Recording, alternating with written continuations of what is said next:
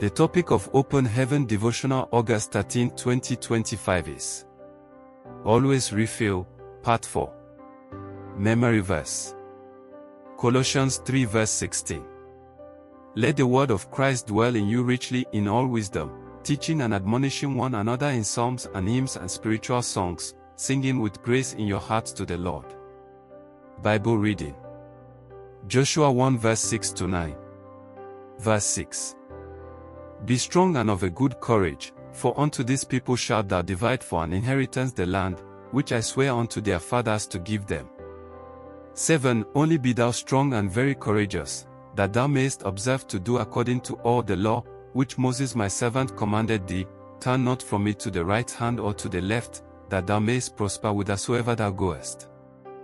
8. This book of the law shall not depart out of thy mouth, but thou shalt meditate therein day and night, that thou mayest observe to do according to all that is written therein, for then thou shalt make thy way prosperous, and then thou shalt have good success.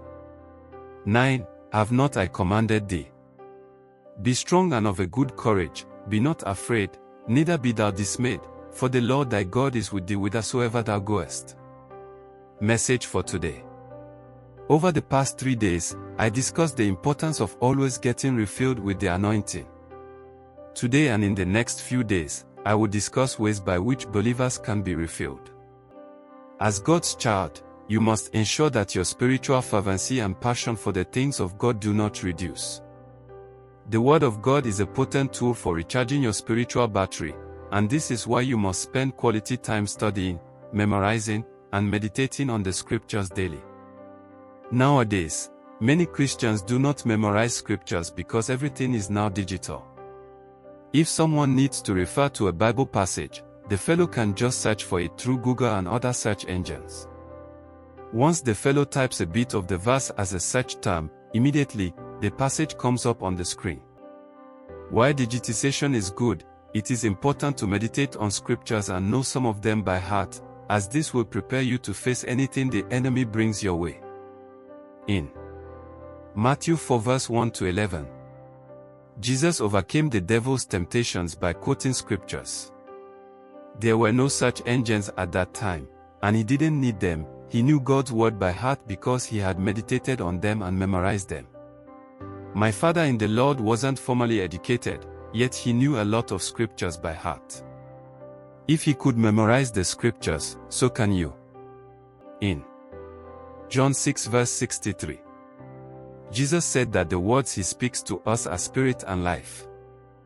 Therefore, the more of his words you take in, the more spirit-filled you will be. God's word is powerful, it is alive and sharper than any two-edged sword. Hebrews 4 verse 12.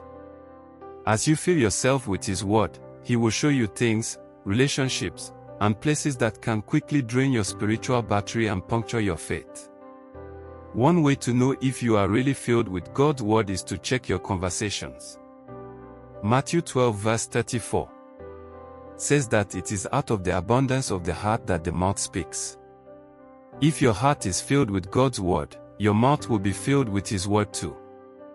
The more you study God's word, the more like him you will become. 2 Corinthians 3 verse 18.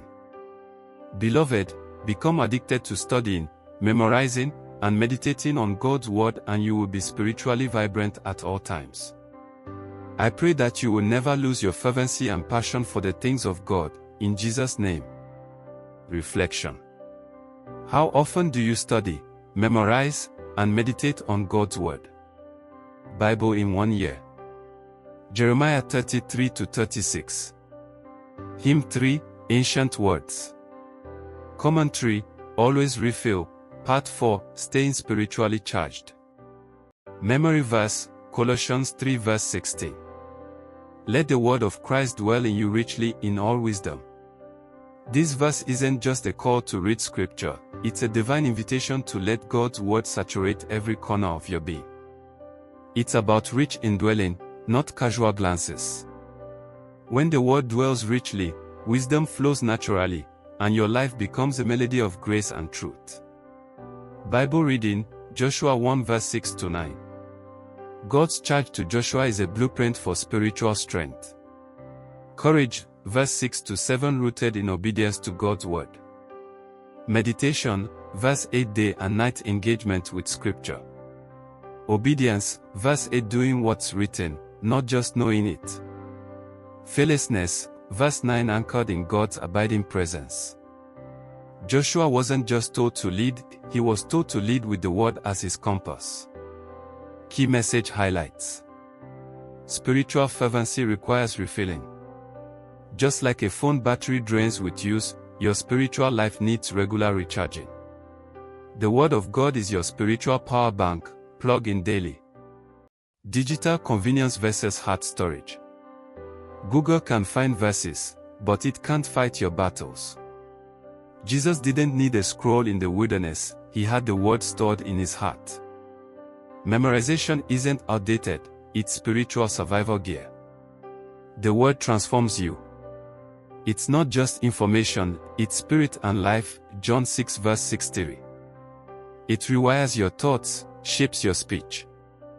Matthew 12 verse 34, and molds your character. 2 Corinthians 3 verse 18.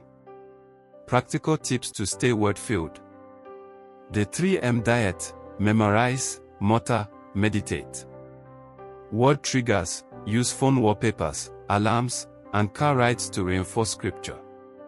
Spiritual dentistry: chew, swallow, and digest the word throughout your day. Reflection. How often do you study, memorize, and meditate on God's word? This isn't just a rhetorical question, it's a spiritual checkpoint.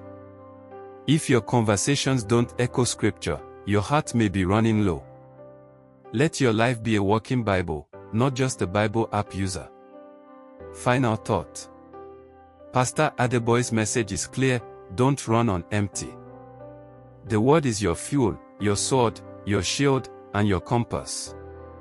Store it in your heart, and you'll never be caught off guard. Thanks for listening. Like and subscribe.